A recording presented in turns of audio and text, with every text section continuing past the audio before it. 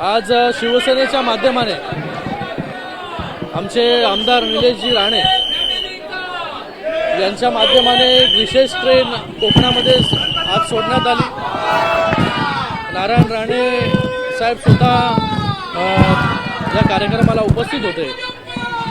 मला वाटतं गणेशोत्सव हा सगळ्यात मोठा सण कोकणवासियांसाठी आणि वर्षभर कोकणवासीय जो आहे हा गणेशोत्सवासाठी कधी कोकणात जाता येईल याची वाट पाहत असतो आतुरतेने।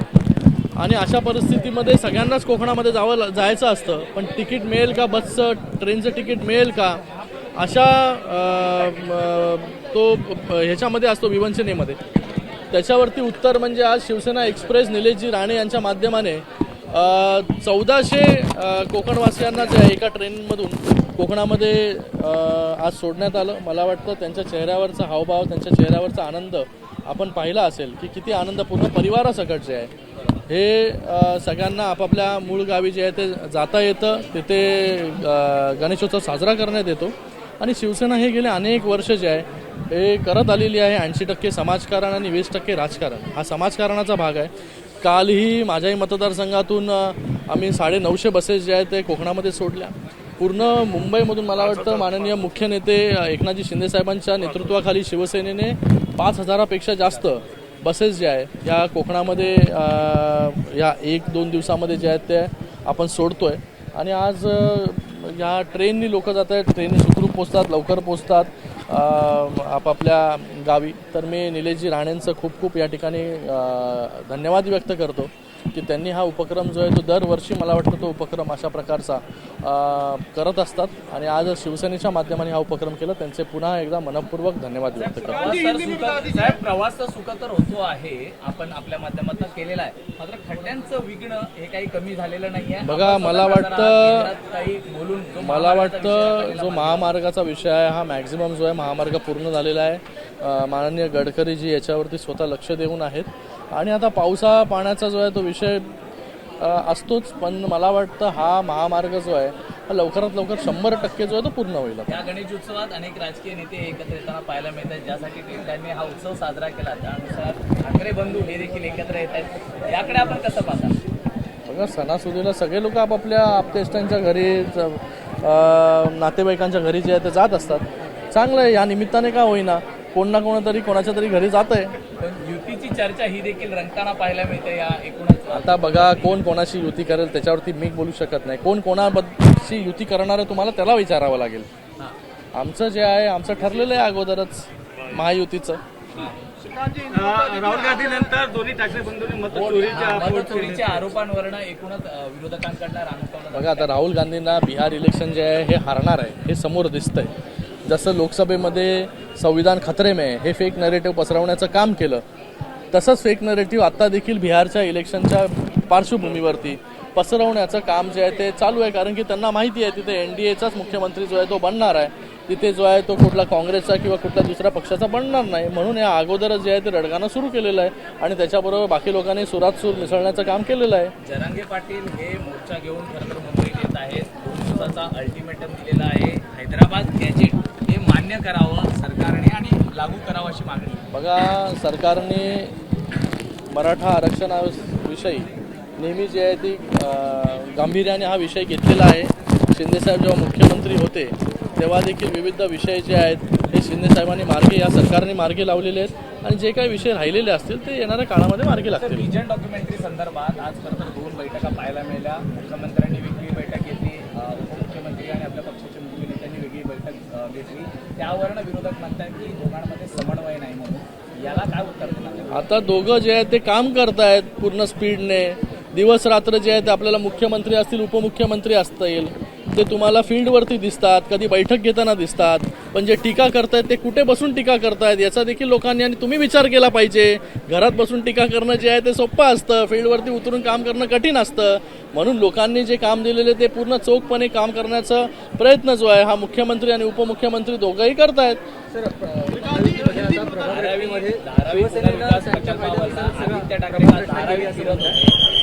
नागरिकांना ते आवाहन करत होते की हा प्रोजेक्ट जो आहे त्याचे अडथळे करतं हे सरकार निर्माण करतं, कोणाच्या तरी घशात काही एकर जमीन टाकण्यासाठी। यांना सगळ्यांना लाज वाटली पाहिजे की जेव्हा महानगरपालिकेवरती इतके वर्ष सत्ता होती तेव्हा 25 वर्ष सत्तेमध्ये हा मराठी माणूस हा कुठे गेला? मराठी माणसाला कधी तुम्ही न्याय दिला? आज मराठी माणूस जो आहे तो ट्रान्झिट कॅम्पमध्ये 14 15 वर्ष राहतोय. 2 पिढ्या ज्या आहेत ते तिथे त्या 10 बाय 10च्या खोलीमध्ये घालवले आणि आजही ते लोक अपेक्षा करतायत की कधी आम्हाला घर मिळेल. ते राहतात त्याच्या हाकेच्या अंतरावरती जे आहे ते एक ट्रान्झिट कॅम्प आहे, त्याच्यामध्ये जाऊन बघितलं पाहिजे की काय परिस्थिती आहे. आणि जेव्हा हा प्रोजेक्ट चांगला प्रोजेक्ट होतोय, जिथे लोकांची राहणीमान वाढणार आहे, लोकांना स्वतःचं हक्काचं घर मिळणार आहे, तिथे जे आहे ते व्यक्त करण्याचं काम करायचं. मेट्रो कारशेड आलं त्याला विरोध करायचं काम करायचं, सिमेंट कॉन्क्रीटचे रस्ते त्याला विरोध करायचं काम करायचं. ह्यांनी फक्त घरी बसून विरोध करण्याचंच काम केलेलं आहे. लोकांनी आता विचार केला पाहिजे की मराठी माणसासाठी खऱ्या अर्थाने यांनी 25 वर्षामध्ये काय केलं. पण आमचं सरकार आल्यानंतर रमाबाई नगरचा विषय असेल, BDD चाळीचा विषय असेल, इथे मराठी माणूस राहतोय. मराठी माणसाला कमी किमतीमध्ये किंवा पूर्णपणे मोफत जे आहे हे घरं कशी मिळतील याच्यासाठी कुठल्या सरकारने काम केलं? आमच्या सरकारने काम केलं. सर, प्रभाग रचनेच्या बाबतीत काही अंतर्गत वाद आहेत का असा विचारणा होते? कारण शिवसेना आणि भाजप आपल्या सोयीने प्रभाग रचना करते असा सूर आहे. मला वाटतं प्रभाग रचना ह्या अगोदरच ज्या प्रकारे आता इलेक्शन कमिशनच्या माध्यमाने झालेल्या आहेत, मला वाटतं आता प्रभाग रचना झालेल्या आहेत, त्याच्यावरती आता जास्त बोलून काय उपयोग नाही. प्रभाग रचनेनुसार आता कशा प्रकारे तयारी करायची इलेक्शनची ह्या प्रत्येक कार्यकर्त्यांनी आणि पक्षांनी केलं पाहिजे. राष्ट्रवादी याच्यावर नाराज आहे. आता कोण नाराज आहे मला माहिती नाही, पण आता प्रभाग रचना झालेली आहे.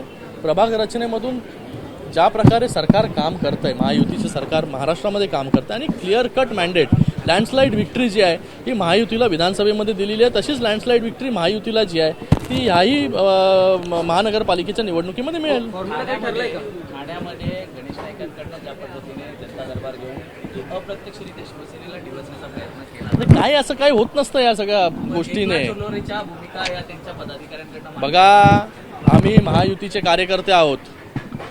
मला जर विचारलं तुम्ही की महापौर जो आहे कल्याण डोंबिवली, ठाणे, मुंबई, नवी मुंबईवरती कोणाचा होणार, मी म्हणेन की महायुतीचा जो आहे तो महापौर त्या ठिकाणी स्थापन म्हणजे बसेल. वक्तव्यांमुळे कुठेतरी युतीचा कडा पडण्याची. बघा, मला वाटत नाही आता तुमच्या माध्यमाने या सगळ्या गोष्टी ज्या आहेत त्या वाढवून बिडवून सगळ्या बोलल्या जातात आणि मला वाटतं प्रत्येकाने जे आहे त्याच्यावरती विचार केला पाहिजे. महायुतीला सत्ता जी आहे ही लोकांनी दिलेली आहे, महायुतीवरती विश्वास दाखवलेला आहे आणि भविष्यामध्ये देखील महायुतीलाच सत्ता जी आहे ते लोक देतील. शेवटचा प्रश्न, मद्य विक्रीचे परवाने एकदाच विचारायचं सगळं. परवाने हे नेत्यांच्या परिवारजनांना मिळाले असा डेटा समोर आलेला आहे. मी बघितलं नाही, त्याच्यावरती डेटा बघून मी त्याच्यावरती तुम्हाला उत्तर देऊ शकतो. अरे अजून हिंदी आहे. आज हमारे नेता नीलेश जी राणे इनके माध्यम से शिवसेना एक्सप्रेस कोकण वासियों के लिए यहाँ से रवाना हुई. मैं उनका बहुत बहुत तहे दिल से धन्यवाद अदा करता हूँ कि उनके माध्यम से कोकण में अलग अलग गाँवों में जाने के लिए लोगों को एक सुविधा प्राप्त हुई. लोगों को हर साल गणेशोत्सव के लिए अपने गांव जाने की इच्छा होती है, लेकिन कभी किसी को टिकट नहीं मिलता, कभी किसी को उसके लिए मतलब पैसे की व्यवस्था होती है. तो ये सभी का उत्तर आज शिवसेना एक्सप्रेस है. मैं नीलेश जी राणे जी का बहुत बहुत तहे दिल से धन्यवाद यहाँ पर अदा करता हूँ फिर से एक बार. और उसी के साथ में हमारे मुख्य नेता एकनाथ जी शिंदे जी के माध्यम से उनके मार्गदर्शन में सिर्फ मुंबई में 5000 से ज़्यादा बसेस भी छोड़ने का काम हम लोग ने किया है. कल मेरे चुनाव क्षेत्र में 950 से ज़्यादा बसेस जो है हम लोग ने कोकण वासियों को आप अपने गांव जाने के लिए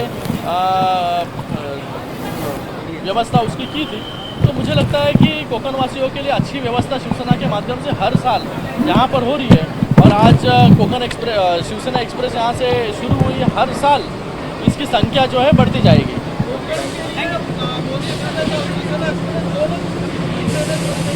तो अच्छा है, महायुति के माध्यम से मोदी एक्सप्रेस और शिवसेना एक्सप्रेस को छोड़ा गया है. एबीपी माझा, उघडा डोळे बघा नीट.